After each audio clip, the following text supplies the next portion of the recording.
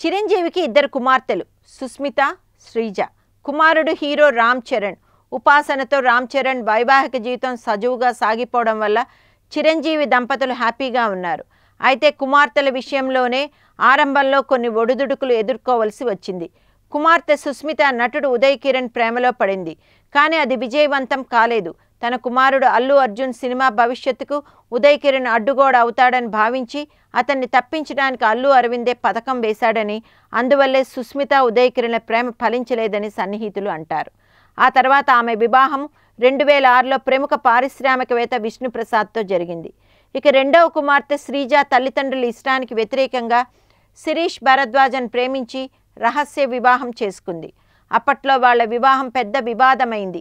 చిరంజీవి కుటుంబ సభ్యులందరూ శ్రీజాన్ తిరిగి వచ్చేయమని ఎంతగా బతిమిలాడినా ఆమె రాలేదు.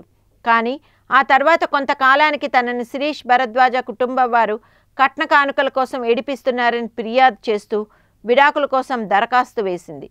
చివరికి తన పొరపాటును తెలుసుకొని తల్లిదండ్రుల గూటికి చేరుకుంది. చిరంజీవి దంపతులు ఆమెకు మళ్లీ పెళ్లి చేశారు.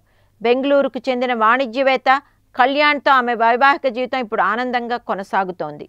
చిరంజీవి తన రాజకీయ జీవితం నుంచి విరామం తీసుకుని 150వ చిత్రం ఖైదీ నెంబర్ 150తో మళ్లీ చిత్రరంగ ప్రవేశం చేయడం మెగా అభిమానులకు ఎంతో ఆనందం కలిగించింది.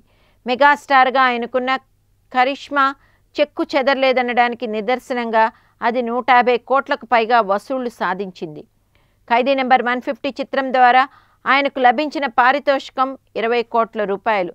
అంటే అది తక్కిన అందరూ టాప్ హీరోల కంటే అత్యధిక పారితోషికంగా మరో రికార్డును అందుకుంది. మెగాస్టార్ చిరంజీవి మా అభిమానుల హృదయాల్లో ఎప్పటికీ ఖైదీగానే ఉండిపోతారు అంటున్నారు మెగా ఫ్యాన్స్.